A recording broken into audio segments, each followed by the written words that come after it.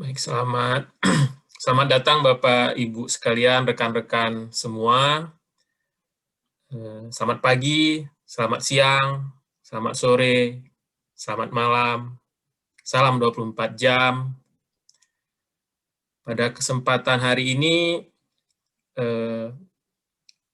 pada hari kedua Policy Talk, ya, Ditlika PPI Dunia, yang kegiatan ini bertujuan untuk sarana diskusi dan mendapatkan masukan dari para ahli maupun praktisi di bidangnya terkait untuk menyempurnakan policy brief dari 12 komisi. Hari pertama sudah ada beberapa komisi, selanjutnya ini hari kedua. Untuk komisi yang pertama, kami dari Komisi Perubahan Iklim mengangkat topik kebijakan carbon pricing di Indonesia. Bersama kita telah hadir paper presenter, yaitu Mbak Desi dari Komisi Perubahan Iklim, saya sendiri juga dari Komisi Perubahan Iklim, teman saya Asrul. Kemudian bersama kita juga senang sekali ini sudah hadir dua pembicara, terima kasih atas kesediaan waktunya di hari Minggu pagi lagi ya. Tapi nggak tahu nih kalau di Inggris jam berapa ini Mas? Jam 3 subuh, Mas Asrul. Nah, itu lebih luar biasa lagi. Terima kasih banyak Mas Apres, terima kasih banyak Mas Febri. Di hari weekend-nya telah meluangkan waktu. Tanpa memperpanjang waktu, sesi awal adalah pemaparan dari Mbak Desi. Mbak Desi adalah Wakil Ketua dari Komisi Perubahan Iklim Ditlika PPI Dunia. Kepada Mbak Desi, kami persilahkan.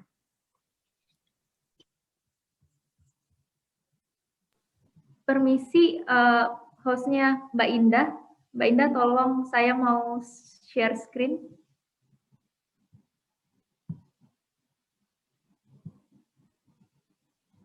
Mbak Indah, ada nggak Mbak Indah? Mbak Gabriela mungkin ya? Iya, Mbak Gabriel. Oh, iya. Alright.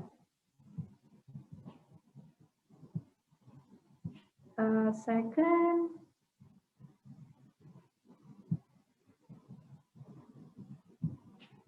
Ya.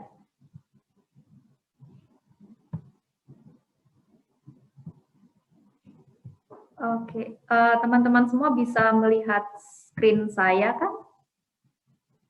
Bisa Mbak? Ya. Mbak Desi, silakan. Oke. Jelaskan. Sorry. Assalamualaikum warahmatullahi wabarakatuh. Perkenalkan semua, nama saya Desi. Saya di sini sebagai Wakil Ketua Komisi Perubahan Iklim Ditlika PPI Dunia.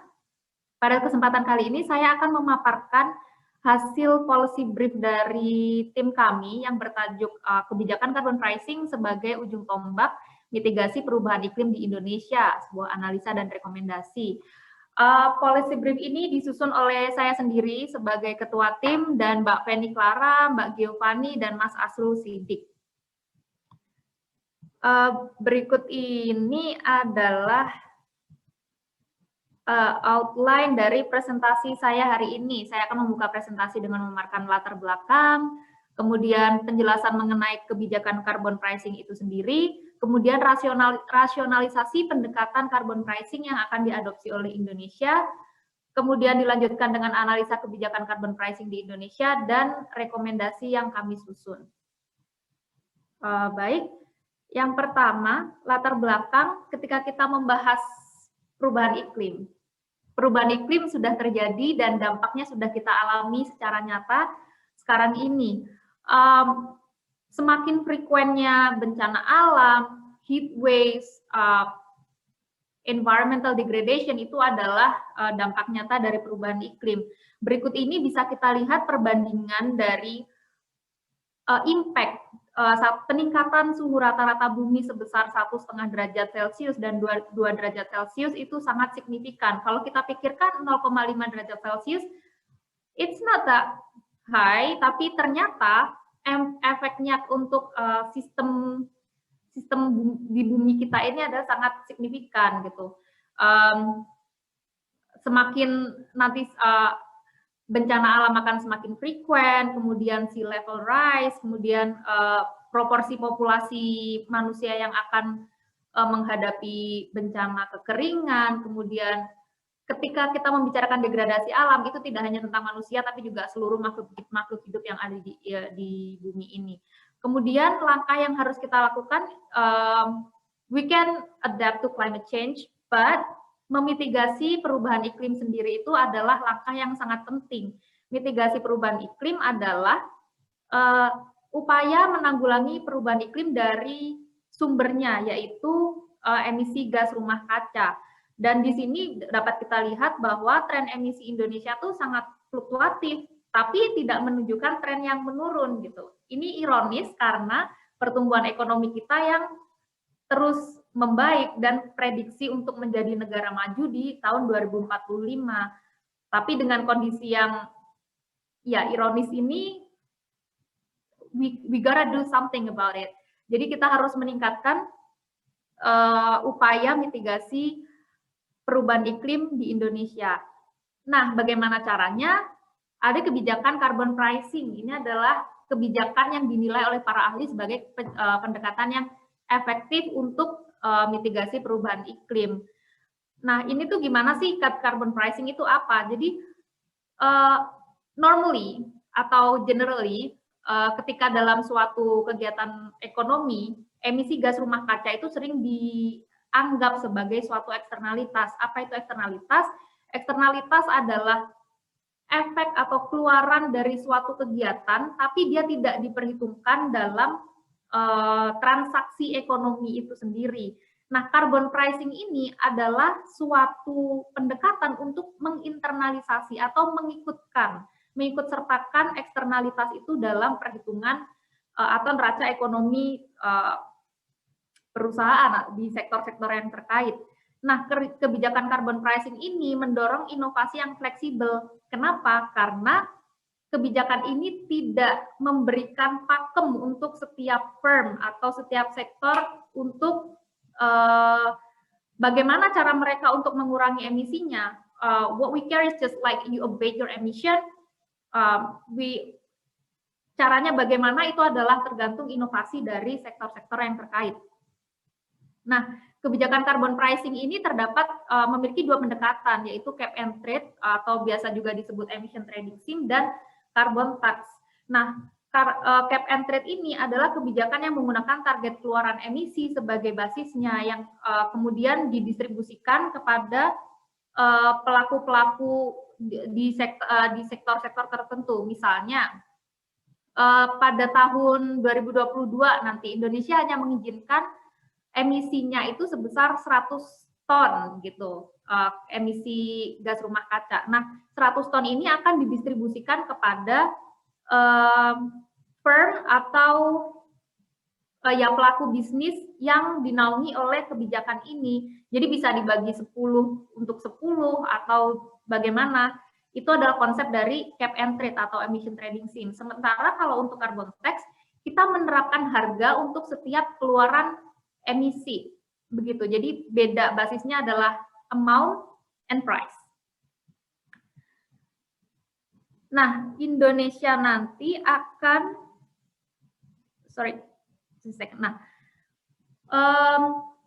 sebelum kita ke rasionalisasi kebijakan mana yang diterapkan untuk sektor mana, kita lihat dulu emisi sektoral di Indonesia. Seperti kita tahu, land use change and forestry adalah the biggest emitter sektor di Indonesia. Kemudian electricity heat, kemudian di situ transport juga sangat signifikan, sangat tinggi keluaran emisinya. Kemudian juga industri juga menyumbang emisi yang cukup besar untuk di Indonesia. Nah, oleh karena itu, untuk menekan laju emisi dari biggest emitter sektor tadi, diproposlah kebijakan carbon pricing. Nah, untuk sektor energi dan industri, dipropos untuk cap and trade atau ETS. Sementara untuk sektor transportasi akan dikenakan carbon tax yang berupa cukai. Kenapa pendekatan ini digunakan oleh sektor ini dan pendekatan itu digunakan oleh sektor itu? Nah, untuk sektor energi dan industri itu kan memiliki keluaran emisi yang besar dan terpusat. Jadi untuk pengukuran besaran emisi sektor tersebut cenderung lebih mudah. Maka dari itu permit emission itu kind of a logic to be used in that sector. Nah, sementara untuk sektor transportasi sekalipun dia secara agregat menghasilkan emisi yang besar ya, tapi kalau misalnya kita ukur emisi dari misalnya kayak kita punya 1000 motor gitu, kita akan sulit untuk mengukur emisi dari setiap motor itu. Makanya itu kita pendekatan yang paling logis adalah untuk menerapkan harga pada hulunya, yaitu pada bahan bakarnya. Nah, untuk kita akan masuk ke sesi analisa kebijakan untuk cap and trade atau ETS di sektor industri. Berdasarkan International Carbon Action Partnership, Indonesia mewacanakan akan mulai menerapkan kebijakan ini pada tahun 2024 untuk menaungi sektor energi dan industri. Nah, untuk mekanisme tadi sudah dijelaskan bahwa mekanisme kebijakan ini adalah dengan kita punya amount, kemudian kita bagikan dalam bentuk permit. Nah, mekanisme pembagian permit itu bisa dilakukan melalui auction atau lelang kepada firm yang terkait di sektor tersebut, atau bisa juga diberikan secara bebas kepada firm-firm di sektor tersebut.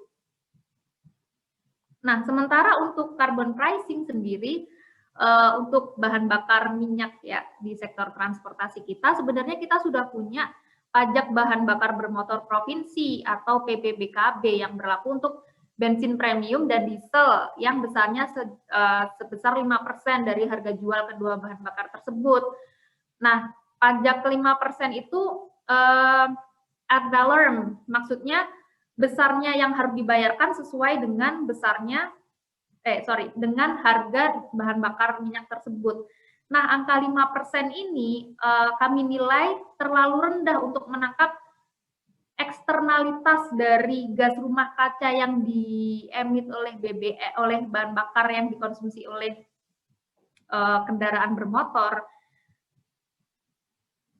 Nah, dengan penerapan kebijakan ini, jelas akan mendatangkan revenue yang dapat digunakan oleh pemerintah untuk mendukung kebijakan iklim yang lain, misalnya untuk transisi energi bersih, atau untuk biaya mendukung adaptasi perubahan iklim.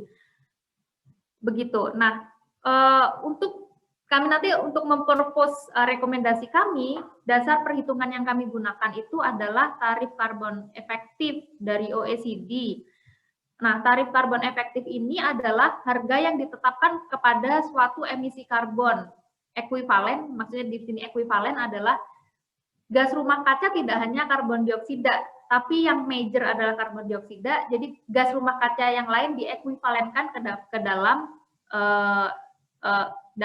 besaran karbon dioksida, makanya di sini emisi karbon ekuivalen yang harus dibayar oleh poluter, dan nilai ini sebesar 30 euro per ton karbon dioksida pada angka ini pada tahun 2016 ya. Nah, dalam perhitungan kami, dalam analisa kami juga menerapkan prinsip polluter pays fairly, di mana sektor-sektor atau entitas yang memiliki emisi lebih besar harus membayar lebih besar juga gitu. You pollute more, you pay more gitu. Nah, tapi dalam perhitungan ini kami sementara hanya mempertimbangkan emisi karbon dioksida saja untuk just to give a simpler picture for everyone gitu. Nah, saya akan masuk ke rekomendasi untuk emission trading scheme, kebijakan cap and trade tadi. Beberapa yang bisa kami rekomendasikan adalah bahwa sebaiknya kebijakan ini dilakukan dengan sistem auction untuk mengoptimalkan benefit dari kebijakan ini. Meskipun pemerintah juga harus siap dengan penolakan politis gitu. Kan pasti you pollute, you have to pay, kayak nggak mau dong kita pay, tapi we have to prepare for that, karena dengan menerapkan sistem auction ini kita bisa mengoptimalkan benefit, karena pemerintah akan gain revenue yang kemudian akan bisa didistribusikan lagi gitu. Nah, untuk meminimalisasi kayak penolakan politis, mungkin pemerintah juga bisa think untuk mendistribusikan itu untuk mendorong inovasi atau membantu inovasi dari para pelaku bisnis di sektor tersebut. Nah, yang kedua adalah untuk meminimalisir efek kompetisi dari penerapan ETS kepada sektor industri. Pemerintah mungkin bisa mempertimbangkan penyesuaian tarif barang dari yurisdiksi yang tidak menerapkan kebijakan ini. Maksudnya bagaimana? Maksudnya adalah ketika kita memberikan harga pada emisi, berarti polluter have to pay. Nah, karena ada pengeluaran di situ, akan meningkatkan biaya gitu. Nah, supaya tetap kompetitif, pemerintah bisa misalnya meningkatkan tarif impor untuk suatu barang serupa, tapi di yurisdiksi yang tidak menerapkan kebijakan tersebut, gitu. Nah, untuk yang ketiga adalah besaran emission permit atau yang tadi didistribusikan kepada firms tadi bisa direview setiap tahun, dan kalau bisa terus dikurangi jumlahnya untuk mendorong percepatan inovasi dan menjaga komitmen mitigasi perubahan iklim. Jadi semakin tahun kita semakin berambisi untuk mengurangi keluaran emisi gas rumah kaca kita. Kemudian untuk rekomendasi cukai atau carbon tax untuk bahan bakar minyak, dengan menggunakan tarif karbon efektif yang tadi sudah disebutkan sebelumnya, 30 euro per ton CO2, kemudian perhitungan kami menghasilkan bahwa ketika kebijakan ini diterapkan beriringan dengan ETS, Emission Trading Scheme, minimum cukai yang bisa diterapkan untuk bahan bakar adalah Rp508,626 per liter diesel dan Rp437,817 per liter bensin. Nah, jika cukai ini diterapkan sebagai satu-satunya kebijakan mitigasi perubahan iklim di Indonesia yang menaungi transportasi ini tanpa dibarengi oleh ETS, nilainya akan naik sebesar Rp1.414,236 per liter diesel dan Rp1.216,16 per liter bensin. Nah, bisa teman-teman lihat ya di sini, cukai untuk diesel must be higher than bensin karena diesel memiliki kandungan emisi yang jauh lebih tinggi daripada bensin. Jadi ini sesuai dengan prinsip fair polluters pay tadi. Kemudian subsidi BBM, kita tetap mensubsidi BBM sampai tahun ini harus terus dikurangi agar inline gitu. Kita tidak memberikan subsidi tapi kita tax gitu. Barang-barang yang mengeluarkan emisi itu tidak seharusnya disubsidi, tapi harusnya kita tax gitu karena menghasilkan eksternalitas berupa karbon dioksida tadi. Emisi gas rumah kaca, bukan hanya gas karbon dioksida. Kemudian yang terakhir adalah pemerintah harus terus mendorong ketersediaan bahan bakar alternatif yang lebih bersih untuk mendorong perubahan konsumsi masyarakat. Jadi kita memberikan tax, harapannya adalah ada perubahan pola konsumsi dari masyarakat. Nah, ketika pola konsumsi ini berubah, harus ada barang substitusi lain yang lebih bersih daripada barang yang kita kenai tax ini. Begitu. Mungkin begitu saja pemaparan dari saya. Terima kasih atas waktunya. Saya serahkan lagi kepada Mas Asrul. Terima kasih. Baik, terima kasih Mbak Desi atas pemaparannya. Jadi memang ini isu yang urgent sekali ya. Kalau kita bicara Indonesia 100 tahun 2045 diprediksikan menjadi 5 besar negara ekonomi PDB terbesar di dunia. Tapi menjadi paradoks, kontradiktif ketika kita menjadi negara ekonomi terbesar namun juga mayoritasnya masih di sektor-sektor penyumbang emisi gas rumah kaca yang besar, dominan ya. Itu buat apa ya, sangat disayangkan kalau misalnya seperti itu. Nah, mungkin carbon pricing ini menjadi salah satu ya, dari kami Komisi Perubahan Iklim menjadi salah satu solusi yang strategis untuk wujud 100 tahun Indonesia ke depan bahkan selanjutnya. Baik, selanjutnya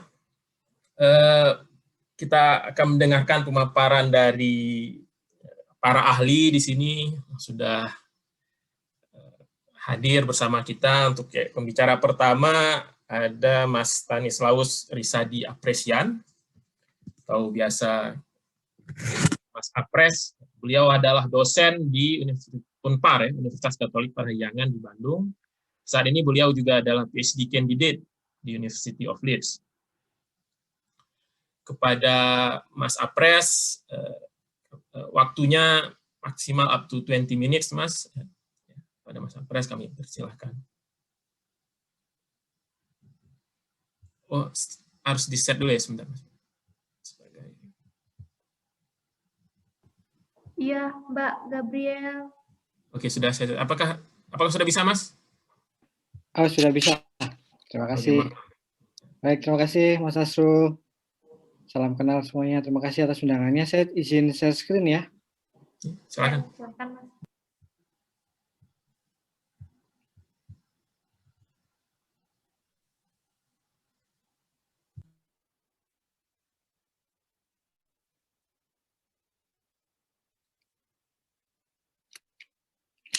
Oke.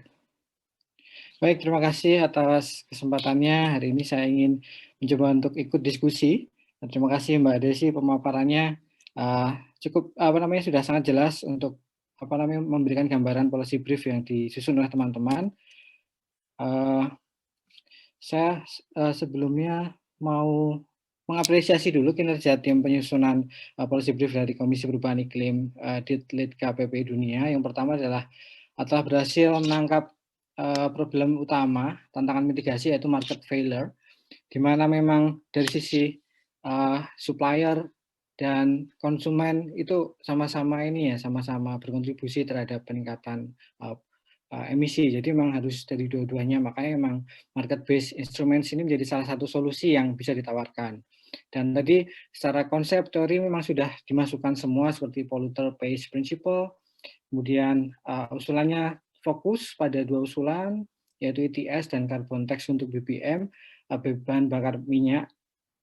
Saya rasa sudah cukup fokus. Kemudian kebijakan ETS, saya menilainya sangat ambisius, karena izin emisi lebih rendah dari emisi tahun itu, berarti allowance-nya lebih rendah dari tahun itu. Mungkin yang saya tangkap seperti itu, mungkin bisa dikoreksi nanti kalau saya salah ya. Kemudian fokus pada sektor energi dan industri sesuai dengan apa yang disampaikan pada waktu ICAP 2021 ini. Kemudian kebijakan carbon tax, adanya usulan tarif cukai BBM dari tim, dan ini memang sangat penting ketika kita harus lepas dari subsidi BBM yang begitu besar, yang seharusnya itu dikenakan cukai untuk pengurangan emisi, karena sekarang nilai karbon produk itu juga harus dinilai dari dampaknya terhadap lingkungan juga.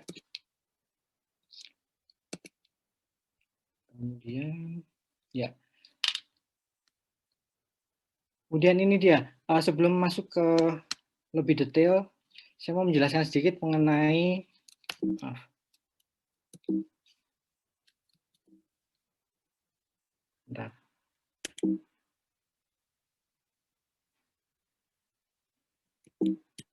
bisa mundur ya.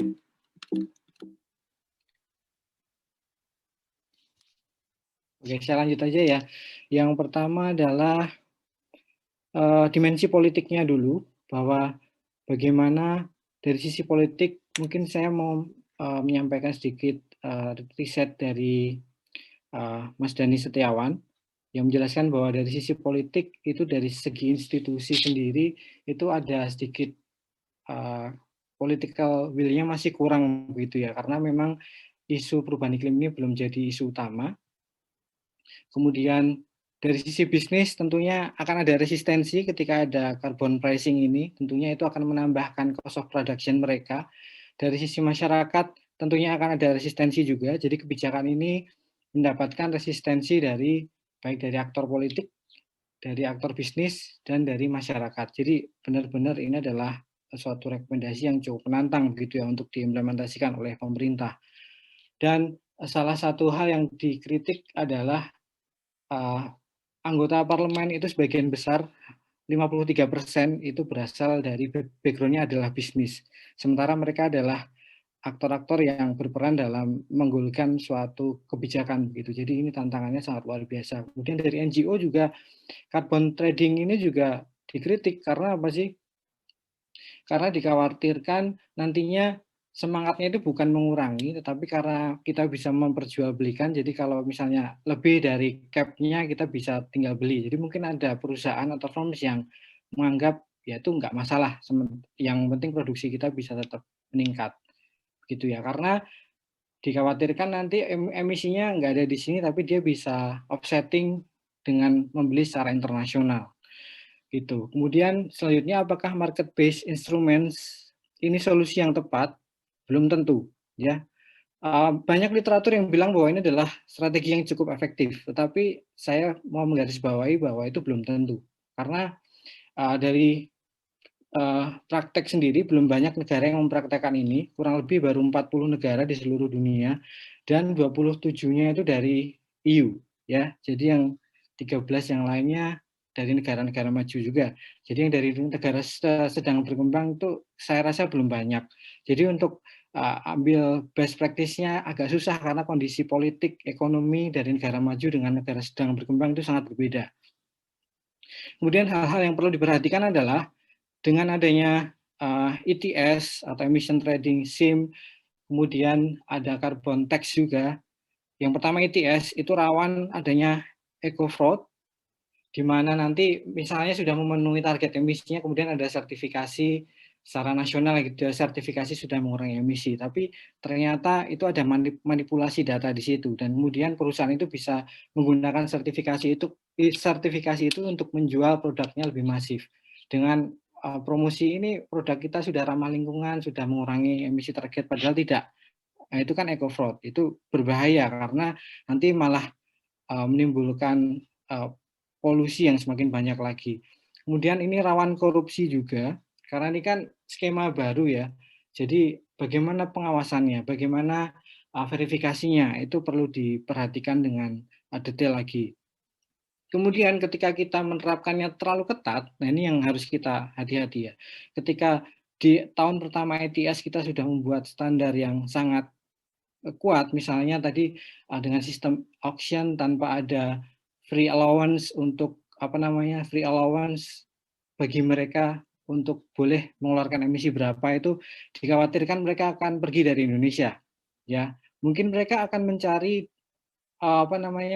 negara-negara lain yang tidak menerapkan ETS ini. Jadi ini tidak menyelesaikan masalah emisi secara global, itu hanya memindahkan dari Indonesia ke negara lain, mungkin ke Vietnam atau ke negara-negara tetangga kita, dan itu kan tidak sesuai dengan semangat untuk mengurangi emisi secara global. Kemudian ya ini ya, itu tadi yang disebut dengan pollution haven hypothesis. Aktor perusahaan yang footloose industry khususnya ya, dia akan mencoba untuk mencari lokasi lain yang tidak menerapkan ETS. Makanya sangat penting untuk di awal-awal kita harus bisa sedikit bisa bernegosiasi dengan keadaan. Kalau terlalu keras dikhawatirkan itu bisa bisa membuat mereka pergi gitu. Dan dampak negatif jangka pendek ini juga harus diperhatikan dengan carbon tax, bahwa ini bisa meningkatkan penurunan daya beli masyarakat karena pasti akan terjadi inflasi begitu ya, kenaikan barang-barang karena BBM ini sangat ngaruh terhadap harga barang-barang yang lain, dan pasti munculnya resistensi, demonstrasi dari masyarakat, dari mahasiswa, kemudian dari organisasi massa, itu pasti akan muncul. Nah, bagaimana sih? Jadi rekomendasinya sudah tepat, tetapi bagaimana untuk menghindari dampak-dampak negatif ini? Mungkin itu yang perlu untuk dimasukkan juga di dalam policy brief dari yang sudah dibuat dengan baik oleh teman-teman gitu. Kemudian saya mau mencoba memaparkan studi kasus carbon pricing di Korea Selatan. Yang pertama ini kita berbicara di Korea Selatan yang relatif pembangunannya lebih maju daripada Indonesia. Ada 3 fase implementasi ITS, yaitu dari 2015, 17, 2018, 2021. Dan Korea Emission Trading Scheme ini memulai dengan memberikan 100% free allowance berdasarkan rata-rata emisi dengan base years 2011 sampai 2013. Jadi tidak langsung harus kurang dari tahun ini, gitu ya. Padahal kalau kita melihat target emisi Indonesia sendiri, target emisi Indonesia ini baseline-nya bukan 2010, bukan 2015, tapi baseline-nya adalah 2030. Ya, jadi setiap tahun itu sebenarnya target emisi yang dicanangkan Indonesia itu tetap meningkat, gitu ya. Yang dari 2015 kalau nggak salah sekitar 1.400 juta ton, 2030 itu 2.800 juta ton tapi jumlahnya itu tetap naik. Jadi akan sedikit pemerintah akan kehilangan legitimasinya ketika membebankan harus kurang dari tahun ini. Sementara target emisi pemerintah itu tahun depan itu naik. Gitu ya. Nanti mungkin bisa dicek di NDC bahwa business as usual peningkatan emisi kita itu tetap naik karena baseline-nya itu bukan baseline tahun lalu, seperti beberapa negara misalnya mereka ambil baseline 2010, ada yang 2005, tapi kita baseline-nya itu 2030, jadi semacam proyeksi. Kemudian ITS di Korea itu fokus pada 5 sektor, jadi langsung 5 sektor ya, dan dibuat lebih detail per subsektor dan dijelaskan ada 23 subsektor seperti besi dan baja, tekstil, petrokimia, pertambangan, kertas, dan lain-lain. Dan itu clear, subsektor yang di-include-kan dalam 2000 atau fase pertama apa saja. Kemudian cakupan sektor bertambah menjadi 6 di fase ketiga. Kemudian mereka juga ada carbon offsetting juga, itu dimasukkan dalam ITS mereka. Saya rasa ini juga bagus begitu ya. Kemudian untuk rekomendasi, mungkin ini pertanyaan dan rekomendasi untuk teman-teman. Saya mau mengusulkan untuk teman-teman teman-teman Komisi Perubahan Iklim untuk mengalihkan fokus masalah dari inkonsistensi target. Pada halaman 2 itu saya membaca bahwa teman-teman mencoba untuk meng-highlight inkonsistensi pemerintah. Ada yang targetnya 26, kemudian 29. Saya rasa narasinya sudah agak lama begitu ya. Sekarang dalam setiap dokumen yang terbaru, kemudian dalam setiap public consultation yang saya ikuti, misalnya dari Bappenas atau KLHK, mereka saya rasa sudah satu suara begitu ya, 29% dengan usaha sendiri dan hingga 41% dengan bantuan internasional. Saya rasa itu sudah diketok. Mungkin narasi yang bisa teman-teman dorong di policy brief adalah mendorong target penurunan emisi pemerintah agar lebih ambisius. Karena apa sih? Karena memang di policy brief teman-teman juga sudah tertulis begitu ya, bahwa berdasarkan report dari Climate Action Tracker begitu ya, saat ini itu Indonesia highly insufficient gitu ya. Jadi memang harus ditingkatkan. Negara-negara lain itu sudah meningkatkan dari Climate Ambition Summit 2020 pada bulan Desember, 75 partisipan sudah menyatakan komitmen untuk meningkatkan ambisi. Indonesia tidak ada di situ. Mungkin itu yang harus didorong dalam policy brief. Kemudian policy brief ini akan lebih baik lagi jika memberikan rekomendasi terkait bagaimana menghindari dampak negatif dari MBI ini. Tidak hanya fokus pada usulan ITS dan carbon tax, tapi bagaimana untuk menghindari dampak negatif dari usulan teman-teman yang sudah bagus ini. Kemudian untuk di ITS-nya, saya merekomendasikan ini tetap perlu policing gitu ya, dan measurement, reporting, dan verification implementasi ITS untuk mencegah apa sih? Untuk mencegah adanya manipulasi data, kemudian eco-fraud dari perusahaan-perusahaan yang nakal gitu istilahnya. Kemudian sertifikasi pengurangan emisi, saya rasa ini juga sudah tertulis di dalam draft nilai ekonomi karbon. Perlunya sertifikasi pengurangan emisi, mungkin saya nggak tahu ini nanti di BSN atau siapa yang berperan dalam sertifikasi ini. Kemudian saya usulkan untuk membagi implementasi ITS itu dalam beberapa fase. Mungkin nanti teman-teman bisa membuat skenario fase 1 maunya berapa, fase 2 pengurangannya berapa persen, fase 3 pengurangannya berapa persen, karena itu praktek berhasil dari Korea Selatan begitu ya. Mungkin kita bisa melihat praktek berhasilnya mungkin nggak 100%, tapi kita sesuaikan atau adaptasi dengan kondisi ekonomi politik di Indonesia. Kemudian pasti pada fase selanjutnya itu akan dikurangi persentasenya. Free allowance-nya itu akan dikurangi perlahan-perlahan, tapi tidak secara drastis supaya apa? Tidak menghindari capital flight perusahaan-perusahaan kemudian memindahkan proses produksinya ke negara lain yang tidak memperlakukan carbon tax ini atau ITS. Kemudian izin emisi free, kalau saya rasa di fase pertama itu ya agak lebih fleksibel sedikit dan longgar sedikit supaya mengurangi resistensi tadi. Teman-teman saya rasa sudah cukup bagus dalam mengidentifikasi bahwa ini pasti akan ada resistensi dari aktor bisnis, dan memberikan free allowance di tahun atau di fase pertama berdasarkan tahun sebelum implementasi sama aja gitu sudah cukup ambisius sih menurut saya. Kemudian membuat daftar subsektor, jadi sudah ada 2, yaitu energi dan industri. Mungkin ini juga jadi pertanyaan saya, kenapa industri dan energi? Kalau energi memang oke ya, paling besar begitu ya. Tetapi kan yang selanjutnya yang paling besar itu kan di volume, kemudian di waste gitu ya. Tetapi kenapa itu tidak dimasukkan? Sementara misalnya di sisi volume itu misalnya sektor atau industri kelapa sawit, perkebunan kelapa sawit itu kan mereka menggunakan fertilizer juga. Ada pembakaran hutan juga, jadi saya rasa itu juga cukup besar dan saya rasa itu juga harus dimasukkan ya.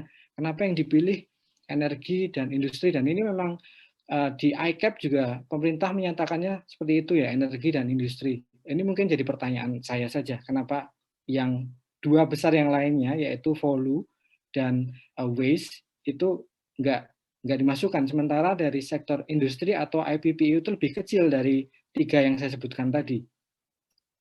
Kemudian teman-teman juga bisa langsung menembak seperti yang contoh di Korea Selatan tadi ada 23 subsektor yang jadi sasaran. Mungkin teman-teman bisa langsung menyebutkan sasarannya mau di mana aja sih yang di Indonesia ini. Mungkin bisa diidentifikasi yang paling besar, misalnya tekstil atau sektor lain yang menurut teman-teman itu perlu jadi perhatian khusus nih karena jadi emitter paling besar.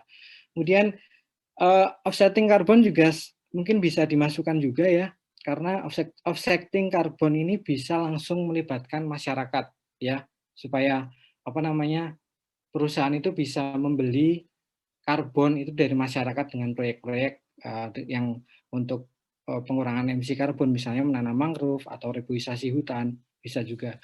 Untuk carbon tax, bagaimana sih mencegah diskriminasi terhadap masyarakat menengah ke bawah. Jadi dampaknya itu beda banget nih. Kalau misalnya kita mengenakan karbon mohon maaf Mas, 3 menit lagi Mas ya, 3 menit lagi. Ini sudah mau selesai Mas. Carbon tax BBM itu dampaknya beda. Untuk orang kaya itu nggak akan jadi begitu masalah untuk beli bahan bakar gitu ya. Tapi untuk yang bawah bagaimana? Kalau dulu ada skema BLT, tapi saya rasa itu kurang efektif ya, karena itu jadi untuk keperluan konsumtif. Saya rasa mungkin teman-teman bisa cari rekomendasi yang lain. Kemudian bagaimana pengelolaan revenue? Apakah melalui lembaga khusus seperti Badan Layanan Umum BPDLH? Mungkin nanti Mas Febri bisa menjelaskan apakah mungkin bisa memang harusnya lewat BPDLH ini, Badan Pengelola Dana Lingkungan Hidup. Kemudian memastikan dana terkumpul ini untuk aksi mitigasi dan adaptasi ya. Jadi jangan kemudian masuk ke secara umum kemudian dibagi rata untuk keperluan yang lain. Terus salah satu caranya adalah untuk menghindari resistensi adalah memberikan subsidi kepada perusahaan untuk mengadopsi teknologi lebih bersih. Jadi kita juga dananya itu untuk membantu mereka untuk mencari alternatif teknologi. Begitu, terima kasih Mas Asrul. Terima kasih banyak Mas Apres, luar biasa nih pemaparannya, sangat banyak insight dan informasi ya. Terutama tadi bagaimana mengintegrasi aspek political ekonomi ya, dan juga fokus juga bagaimana mitigasi dampak negatif dari MBI ini. Jadi nggak cuma melihat sisi positifnya saja, tapi juga tantangan-tantangannya. Baik, selanjutnya ini ada Mas Febri Pangestu, speaker kita kedua. Terima kasih Mas atas kesediaan waktunya dan hadirannya. Mas Febri adalah policy analyst di Badan Kebijakan Fiskal di Kemenq. Ya, memperpanjang waktu. Suara saya kedengaran nggak ya? Kok saya nggak dengar suara bapaknya? Saya dengar cukup jelas suara Mas Febri. Apakah suara kami terdengar, Mas? Mas Febri.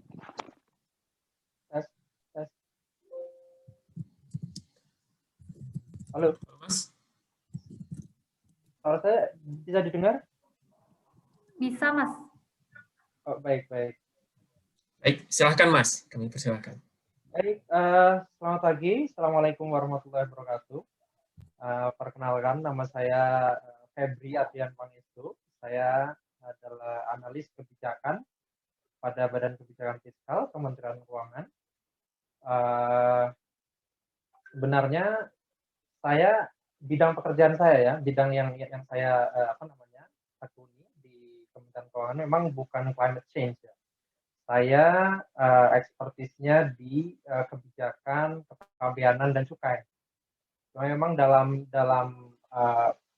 perjalanannya itu ketika kami menganalisis mengenai potensi penambahan objek kena cukai yang baru, karena selama ini hanya ada 3 objek kena cukai.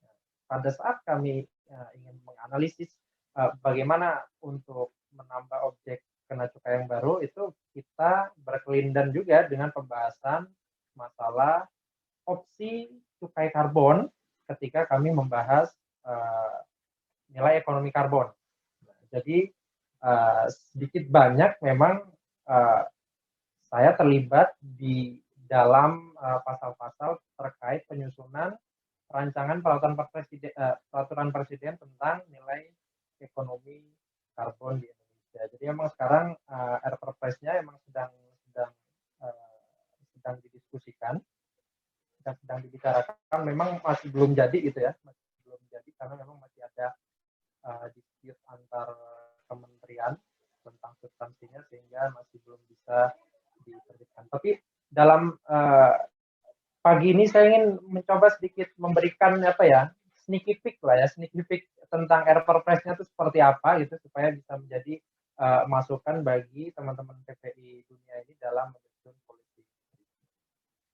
Mungkin halaman kedua, Mbak. Ya, mungkin secara umum ini saya akan sedikit mengupas tentang masalah konsep carbon pricing yang akan diadopsi oleh pemerintah itu seperti apa gitu ya, mekanismenya apa saja yang tersedia yang akan dituangkan di RPRPres itu. Mungkin saya kan nggak akan share draft RPRPres-nya ya, tapi kurang lebihnya nanti akan bisa kelihatan gambarannya.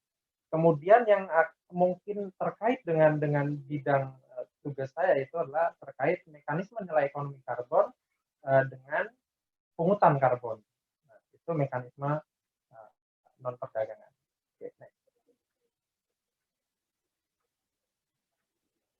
Oke, jadi carbon pricing di pemerintahan itu memang bukan sesuatu hal yang baru. Ini sebenarnya sudah rencana untuk mengadopsi carbon pricing di Indonesia itu sudah berjalan cukup lama gitu ya.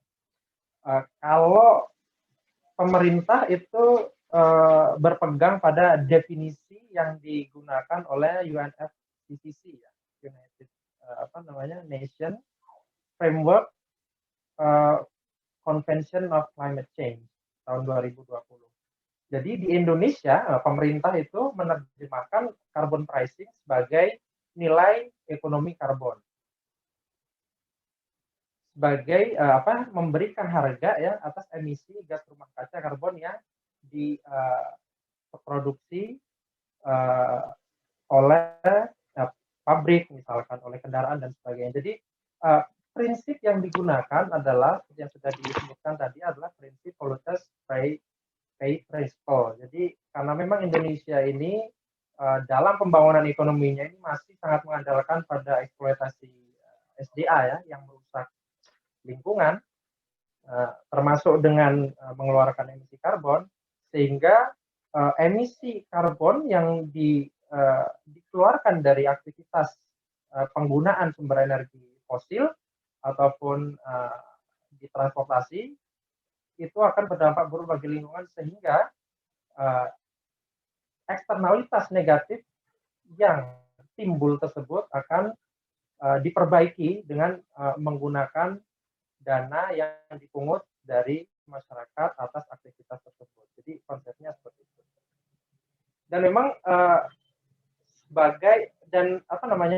penerapan carbon pricing ini ya untuk memberikan harga terhadap aktivitas yang menimbulkan dampak negatif bagi lingkungan itu juga sudah didukung oleh Undang-Undang Nomor 32 tahun 2009 tentang perlindungan dan pengelolaan lingkungan hidup. Jadi memang sudah diberikan ruang, terutama di pasal 42 dan 43 itu tentang instrumen ekonomi lingkungan hidup, di mana salah satu instrumen insentif atau disinsentifnya adalah penerapan pajak lingkungan hidup. Dan mungkin ini juga sudah tadi disinggung bahwa penerapan carbon pricing ini juga untuk mendukung pencapaian target pemerintah di bidang lingkungan dan perubahan iklim, ya, seperti tadi disebutkan untuk mencapai target emisi. Oke, next mungkin ya. Ya, ini adalah sebelumnya, Mbak, maaf. Sebelumnya? Oke, ya. Ya ini betul. Yang mana, Mas? Ya betul yang ini. Ya. Ini ya? Jadi ya, di Perpres itu ya, mekanisme carbon pricing yang akan diadopsi di instrumen nilai ekonomi karbon itu ada dua. Jadi kategorinya ada dua. Ada mekanisme perdagangan, ada mekanisme non perdagangan. Kemudian mekanisme perdagangan sendiri ini ada perdagangan izin emisi, itu ETS tadi yang sudah banyak disinggung.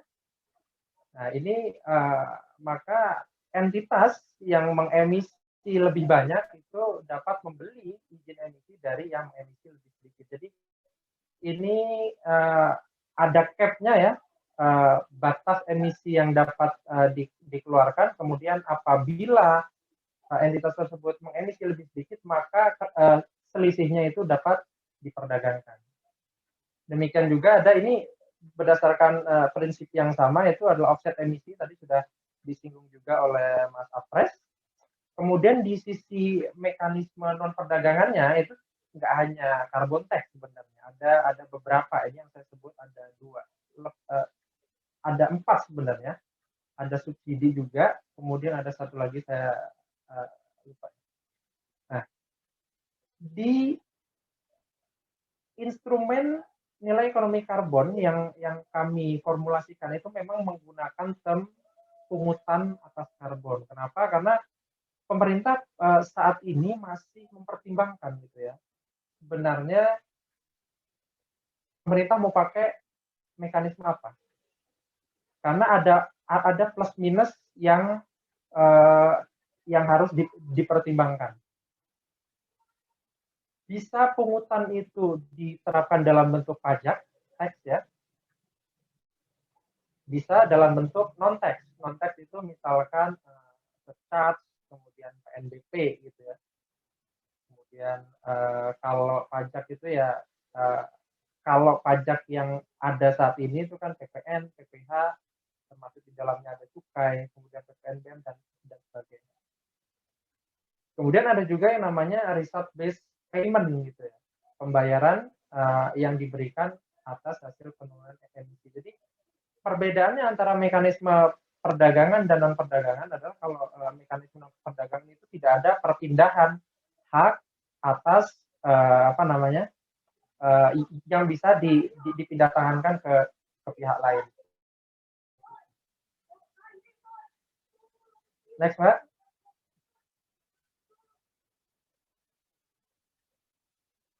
Ya, ini penerapan carbon pricing di dunia. Jadi emang seperti yang disebut Mas Apres tadi, sebenarnya carbon pricing ini belum banyak yang mengadopsi gitu ya. Indonesia di situ tercatat sebagai negara yang sedang mempertimbangkan. Jadi di laporannya World Bank tahun 2020 ini Indonesia memang sudah tercatat untuk mempertimbangkan untuk mengimplementasikan baik ETS atau carbon tax gitu ya.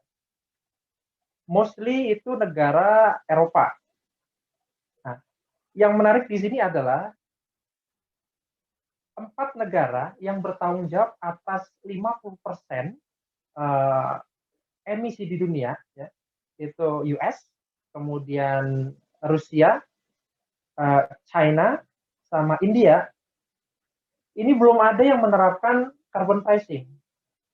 Dengan catatan Cina itu belum diimplementasikan, tapi dischedule-kan akan dijadwalkan akan mengimplementasikan. Artinya sampai saat ini masih belum ada. Artinya kita di negara berkembang itu juga perlu melihat gitu ya, jangan kita ngacanya ke Eropa misalkan yang memang sudah negara maju, kemudian tapi mereka low carbon emitter, tapi juga kita melihat keselarasan dengan negara-negara berkembang gitu loh.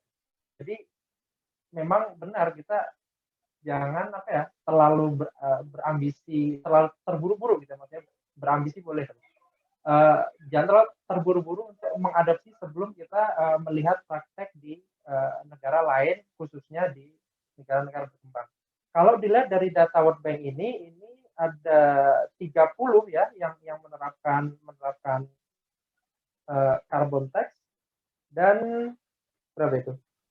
31 yang menerapkan ETS. Mungkin ini lebih sedikit daripada yang tadi disampaikan oleh Mas Apres ya. Tadi disebutkan 40 negara ya. Mungkin ini 8 World Bank-nya mungkin kurang.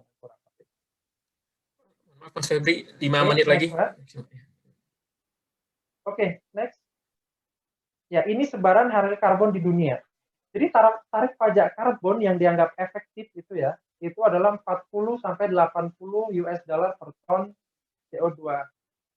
Nah, sedangkan negara yang menerapkan tarif yang ideal ini baru 4 negara ya. Norway, Finland, Sweden, Switzerland, Liechtenstein. Sehingga ini memang dipertanyakan gitu efektivitasnya. Benar nggak sih bahwa penerapan harga karbon yang bervariasi mulai dari yang sangat rendah di bawah $1 sampai yang paling tinggi $127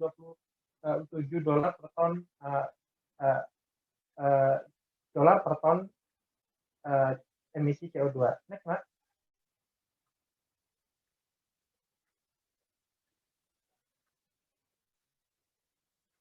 Oke, jadi kalau kita akan menerapkan pajak karbon itu sebenarnya ada 2. Itu bisa menjadi pajak baru sebagai pajak karbon atau dengan existing pajak yang sudah ada. Kalau pajak baru, maka konsekuensinya adalah kita harus merevisi undang-undang KUP plus kita harus membuat undang-undang pajak karbon.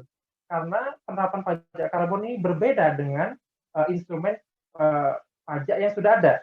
Dan ini membutuhkan waktu yang cukup panjang, bisa berbulan-bulan, mungkin tahun. Kemudian, kalau kita mau menerapkan yang lebih mudah, yaitu dengan pungutan yang sudah ada. Bisa dengan cukai, atau PPNBM, PNBP, ataupun juga mekanisme pajak daerah. Seperti itu. Ini pilihannya. Next, Pak. Nah, kita harus juga melihat harmonisasi dengan peraturan perundangan yang sudah ada. Sebenarnya pajak terkait emisi karbon itu sebenarnya sudah ada beberapa yang terkait ya. Yang pertama adalah PPNBM kendaraan bermotor. Ini memang judulnya pajak penjualan barang mewah.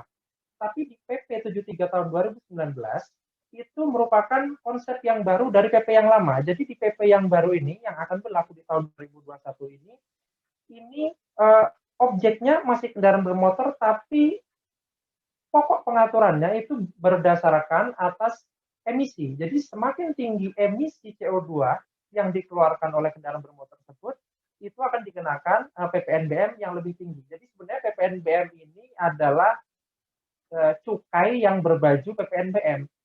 Sehingga Bu Menteri Keuangan ya, Bu Sri Mulyani tahun lalu di depan Komisi 11 DPR itu memang merencanakan akan melakukan shifting ya dari PPNBM ke cukai gitu, karena memang PPNBM di PP 73 tahun 2019 ini itu sudah menggunakan prinsip pajak lingkungan gitu ya, environmental tax. Kemudian ada juga pajak kendaraan bermotor, kemudian ada bea balik nama, kemudian ada pajak bahan bakar. Nah, ini yang mungkin perlu dijadikan catatan di policy brief ini, bahwa kalau kita akan mengenakan cukai BBM, kira-kira ada potensi double tax enggak dengan pajak bahan bakar ini? Karena pajak bahan bakar ini sudah dikenakan sebagai pajak daerah ya, meskipun tarifnya flat. Next.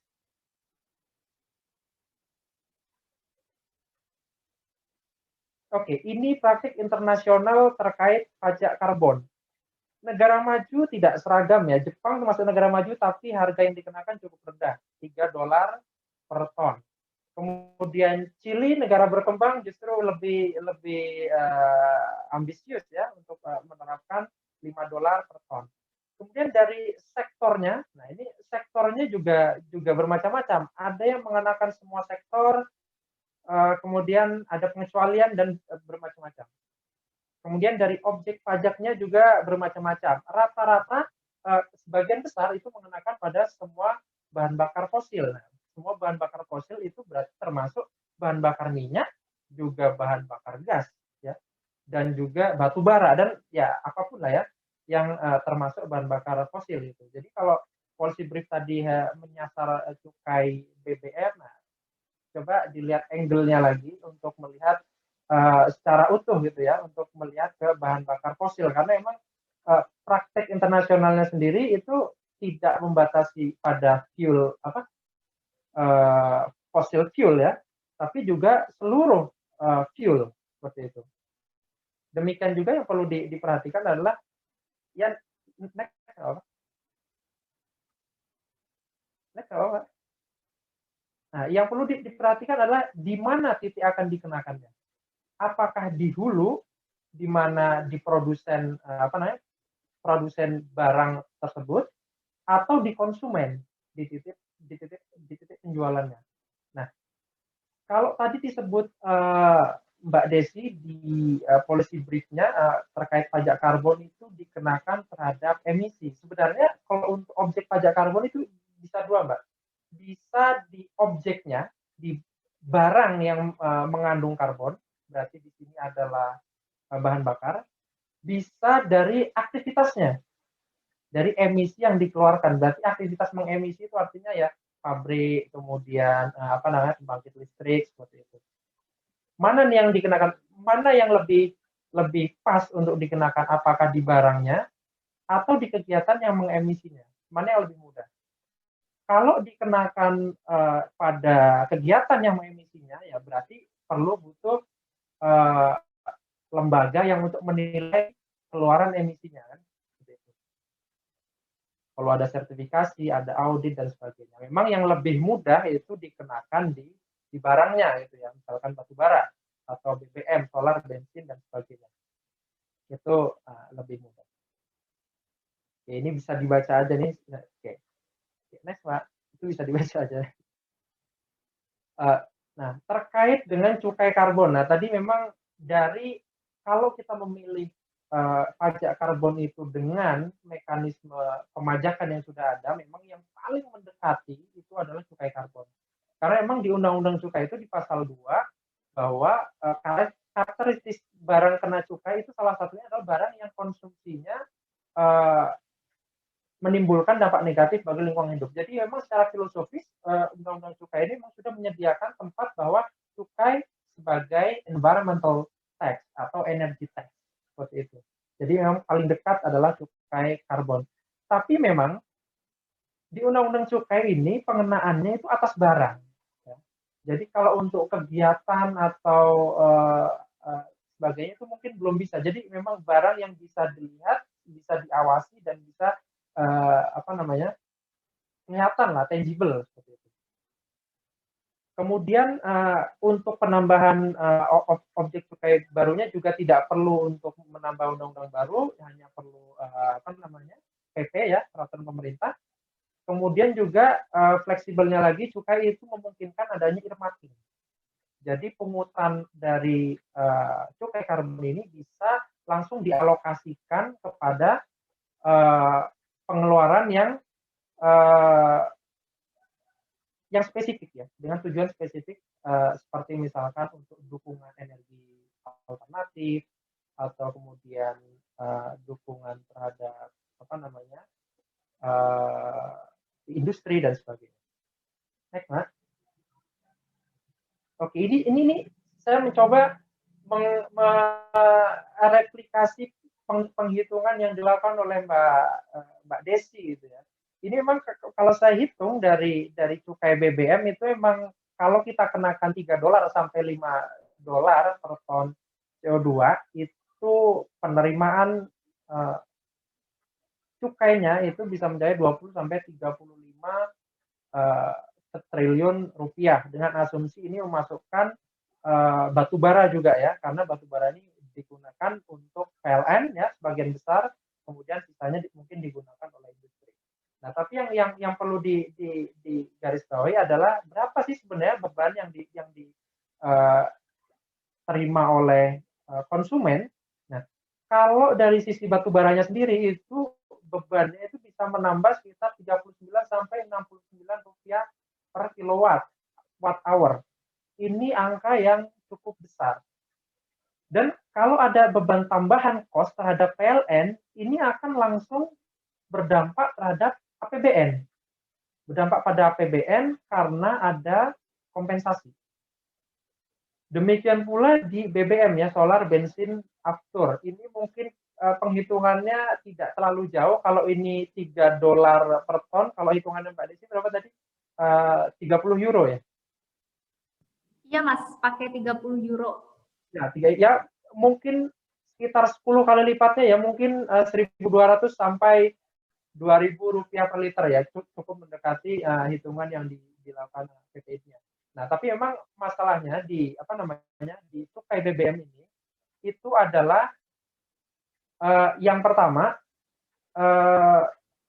ada potensi double tax, bahwa tadi sudah ada PBBKB, pajak bahan bakar kendaraan bermotor yang digunakan sebagai pajak daerah. Yang kedua ada PPNBM yang dikenakan atas emisi. Jadi bahan bakarnya sudah kena, kendaraannya juga kena atas emisi, kita mau kenakan tambahan lagi. Nah, ini yang perlu dikaji ulang. Apakah ini fair secara filosofis perpajakan, kemudian apakah ini juga perlu dipertimbangkan dampaknya terhadap masyarakat dan sebagainya. Kalau saya concern-nya juga apa nih dampaknya terhadap APBN gitu kan, seperti itu. Karena kita ini memang masih mensubsidi energi. Oke, mungkin terakhir ini. Ya, mohon maaf waktunya ini sudah habis ya. Oke. Closing aja. Saya harap policy brief ini tidak hanya mengarah pada satu tanda kutip cheerleading gitu. Artinya satu pendapat kemudian hanya menjustifikasi untuk pendapat tersebut, tapi perlu juga disadari ada tantangan, challenge gitu. Kalau tadi Mas Apres bilang dampaknya bagi penurunan emisi kurang meyakinkan, saya juga berpendapat seperti itu gitu ya. Jadi memang ada alasan untuk menunda penerapan carbon pricing di Indonesia, salah satunya adalah efektivitasnya. Yang saya sebut tadi hanya 6 negara yang menerapkan di atas $40 per ton. Kemudian bagaimana dengan yang lain? Kemudian yang kedua adalah penerapannya dapat menghambat pemulihan ekonomi. Jadi kalau kita mengenalkan pajak yang baru, pungutan yang baru, ini akan menjadi sangat sensitif bagi masyarakat. Ya, kemudian dampak terhadap APBN. Satu, kita ini masih punya rezim APBN yang melakukan subsidi energi. Dan tahun 2021 subsidi energi kita itu 110 triliun. Sehingga kalau kita tadi coba kenakan ya dampak fiskal terhadap APBN, menurut perhitungan saya, itu bisa 11 sampai 18 triliun tambahan yang terdampak untuk APBN hanya untuk kompensasi listrik saja apabila tidak ada tarif penyesuaian. Belum BBM dan sebagainya, itu hanya listrik saja. Dan pajak karbon memang sebaiknya bukan kebijakan yang berdiri sendiri gitu. perlu ada dukungan untuk sumber energi alternatif gitu, karena ketika masyarakat dikenakan pajak karbon, terus mau pakai apa gitu? Alternatifnya ada nggak? Tersedia apa nggak? Mahal atau tidak? Ini kan perlu ada dukungan dan riset dari pemerintah. Kemudian yang selanjutnya adalah pajak karbon ini sifatnya regresif. Regresif artinya dampaknya terhadap masyarakat yang berpenghasilan income lebih rendah itu akan lebih besar. Sehingga ya lagi-lagi kalau kita mau mengenakan pajak karbon ya perlu ada bantalan gitu supaya masyarakat berpenghasilan yang lebih rendah itu tidak terkena dampak yang terlalu besar. Dan kemudian sinergi antara institusi ini memang diperlukan ya. Kalau kita tadi mau pakai pajak baru ataupun yang sudah ada itu perlu ada political will. Gitu. Memang agak sulit untuk menerapkan pajak baru di Indonesia kecuali mungkin ya kita punya presiden kemarin Omnibus Law bisa merevisi sekian banyak perundang-undangan, mungkin kita bisa juga pakai itu, tapi memang perlu ada political will dari eksekutif maupun legislatif. Mungkin itu saja dari saya, mohon maaf kalau waktunya melebihi dari yang sudah disediakan. Terima kasih. Terima kasih banyak Mas Febri, luar biasa ini masukan benar-benar para ahli dan praktisi di bidangnya ini. Jadi langsung dapat sneak peek bahwa ini rapor press akan keluar dan lain-lain. Baik, ini singkat saja kami serahkan kembali kepada Mbak Desi untuk merespon, menutup secara singkat, mungkin 2 menit, Mbak. Silakan. Terima kasih Mas Asrul, terima kasih kepada Mas Apres dan Mas Febri atas sharingnya hari ini. Terima kasih sudah meluangkan waktu untuk kami dan memberikan masukan juga. Insya Allah masukan yang diberikan akan menjadi bahan cerminan dan bahan perbaikan untuk policy brief kami. Jadi poin yang paling penting adalah climate transition, climate action itu harus dilakukan dengan justice. Poin yang sangat penting. Terima kasih semuanya. Terima kasih para peserta juga sudah hadir. Terima kasih. Ya. Assalamualaikum warahmatullahi wabarakatuh. Waalaikumsalam warahmatullahi wabarakatuh. Baik, terima kasih semuanya. Sebelumnya di kolom chat ada link absen, nanti kita akan berikan sertifikat, silakan diisi. Dan sebelum kita tutup, kita akan ada foto bersama. Bagi yang bersedia untuk menghidupkan screen-nya, mohon dapat menghidupkan screen-nya. Baik, ya. Kita mulai untuk yang screen pertama. Baik. Kemudian screen kedua. Baik.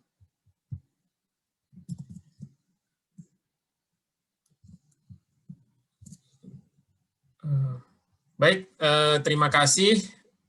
Sekali lagi kami ucapkan terutama kepada kedua pembicara, Mas Apres dan Mas Febri atas masukan, input yang sangat luar biasa. Kami dari Komisi Perubahan Iklim ucapkan sekali lagi terima kasih kepada para peserta semua. Untuk selanjutnya, ini akan dilanjutkan oleh Komisi Energi. Saya serahkan kepada host